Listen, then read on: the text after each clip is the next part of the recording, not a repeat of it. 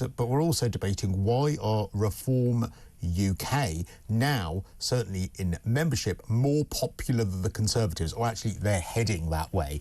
They were in a poll a couple of weeks ago which put them second. They expect to overtake the Conservatives in membership within a week or two, maybe even sooner. The membership is just shy of 126,000.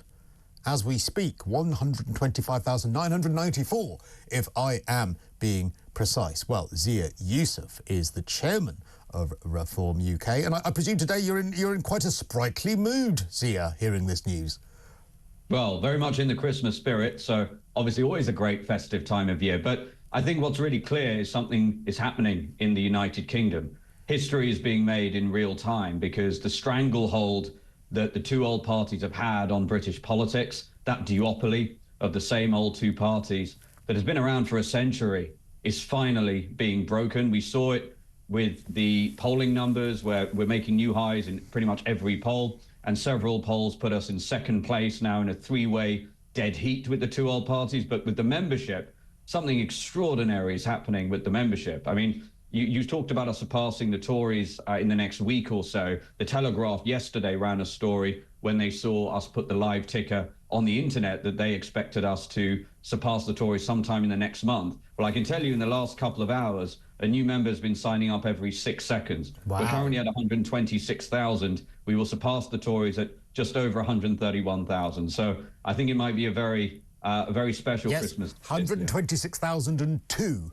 So you've gone up by 6 in the last few minutes, last few seconds, actually, in fact. But Zia, now, I love a lot of people in Reform. I am dear friends with a lot of people in Reform. I work with a lot of people who are associated with Reform. So I'm not making a comment about whether I love or loathe Reform as a party at the moment when I say this. But is the issue with Reform, Zia, that you're like a lovely, shiny gift under the Christmas tree with beautiful gold and maybe, you know, metallic green wrapping paper and lovely ribbon and you're shiny and you're lovely and you're attractive and I want to go and open you as a gift. But then when I take the wrapping paper off, I find mouldy old banana skin and maybe a bit of old coal and a Satsuma that's seen better days, because actually underneath all of the bluster and underneath all of the great rhetoric, there ain't much policy.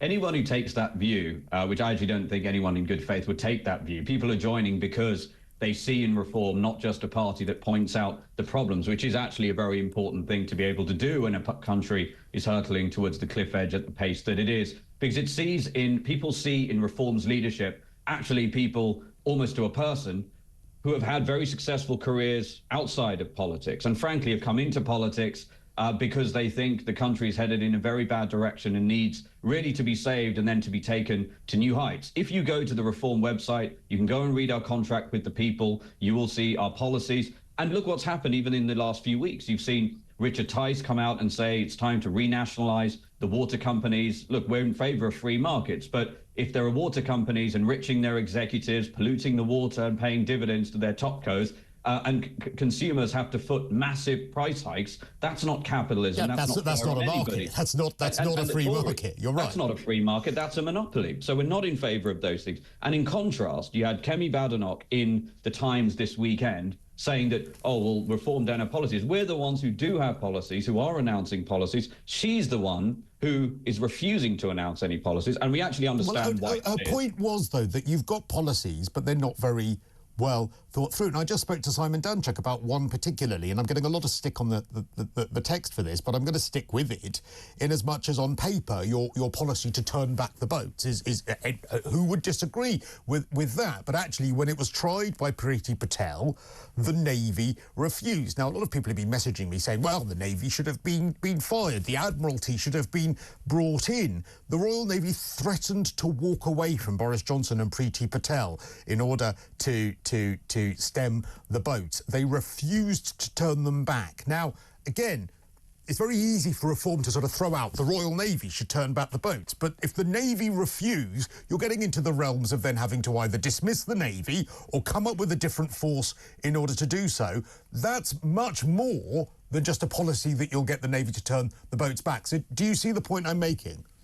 Well, do you see the point that it is in the interests of the people who sat there in the cabinet rooms, presided over the most catastrophic immigration policy really in Europe, actually, certainly in this country's history, to claim that these problems are insoluble. We hear it all the time from Labour, we hear it from the Tory party. None of these problems are soluble. It's, of course, in their interests to claim that, because if there were solutions to these problems, including simple ones, frankly, then we would see them as the incompetent charlatans that they are. And actually, it was tried. There was a boat that was taken back, a boat full of migrants coming over from France that was taken back to France under this Keir Starmer government, and they were accepted back to France. Now, presumably because it actually worked, Labour stopped doing that. But let's also be really clear about one thing. I think that was, just to jump in, I think that was actually that the Navy instructed a border force boat to do that. The Navy themselves didn't do that. But can I just ask, if the Navy did refuse to do that, if they tried doing what they did with Priti Patel and Boris Johnson on that, and they said, sorry, we're not doing it, I think their argument was there was too much of a risk to life. And obviously there's a great argument to say, look, the Navy should do what the government tell them to do. But if the Navy did refuse, what would reform then do? I think it does our men and women who serve in His Majesty's Royal Navy a great disservice to make the claim that they would disobey direct orders in that way. And look, I came into politics quite recently, only around 7 months ago, and I learned in business that there are two types of people. There are people who sort of complain about the weather, and I'm talking about people in leadership positions, and there are people who change the weather. Having come into politics, it's even more true in politics. And Nigel Farage, Prime Minister Nigel Farage, will be the sort of Prime Minister who changes the weather. When Nigel is in Downing Street, I can tell you those boats will stop within 7 days. Okay, but what if the Navy say no? Well, again, you're asking a question. So your question is, what would happen if His Majesty's Royal Navy were refusing direct instructions? Yeah, which is what they did with Boris Johnson and Priti Patel. They said that they didn't want to do it because there was too much of a risk to life. It wasn't that they were trying to be...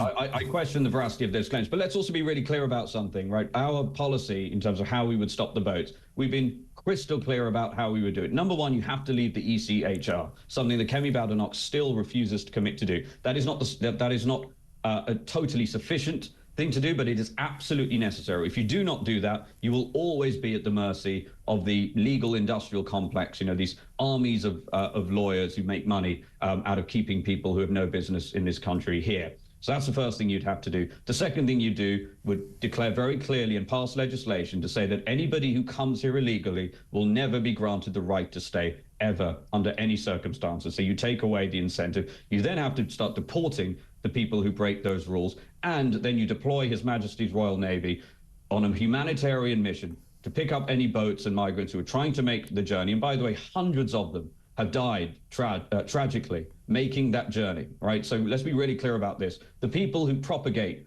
the boats, the people who refuse to solve this problem, they often do so under the proviso that they are, you know, they're doing it for some sort of humanitarian reason. Nothing could be further from the truth. Hundreds of people have perished, including children, making that incredibly dangerous journey.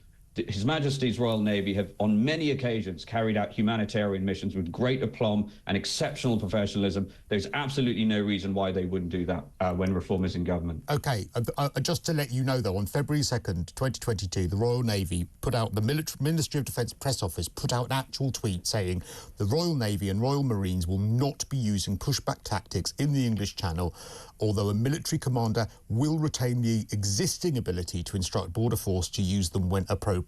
A further update will follow in due course. So certainly during that time, they were not keen on doing it. I don't know whether reform will be able to convince them differently, but that is what happened. Just finally, and again, I had an argument with someone about this the other night, and I'd be really interested to know your view because it really irritated me.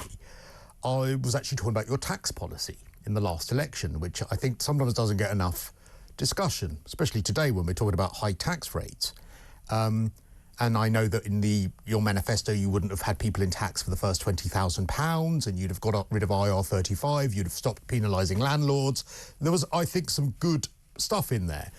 And I had a friend that I was talking to about it, and they just said to me, yeah, I know, but they're all racist in reform. And I said, well, hang on, no. Tell me something that someone has said in reform that is racist. Give me an example. And they couldn't. They couldn't. And it really irritated me because I think it's a really dangerous thing to throw around when you haven't got evidence to back it up. But it did strike me as a fundamental problem that some people seem to still have as a perception of reform. How would you overcome that? How do you think, if you are going to actually get seats at the next election, this hysteria that we seem to get from some people, that everyone in reform is racist and anyone that votes for reform is far right, what can reform do about that image issue?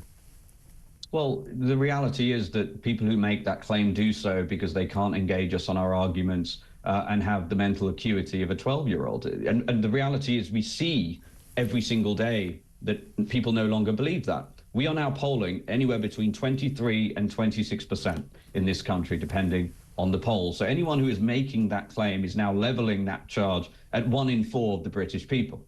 And anyone who has spent more than 10 minutes in this country knows that that's a preposterous claim to make on its face. The reality is what people see in reform are people who love this country, who are clear-eyed about the challenges that it faces and are very worried about where it is headed as a result of 14 years of Tory mismanagement and now this disastrous Starmer government, but are incredibly optimistic about how incredible this country can be. We see that with young people, we see that with middle-aged people, we see that with our pensioners. We've actually got more even support through the different age demographics than any of the other political parties. And the reason is because people can see in reform courage, they can see real leadership, they can see that they've got people, we have people at the top of this party who have actually got solutions as to how we solve this problem. And most of all, they see political leaders who are willing to do the now seemingly unconscionable thing with regards to Westminster, which is enact policies that are in the direct interest of the British people and put the British people first. All right, good to talk to you. Congratulations. You got up to what, 126,075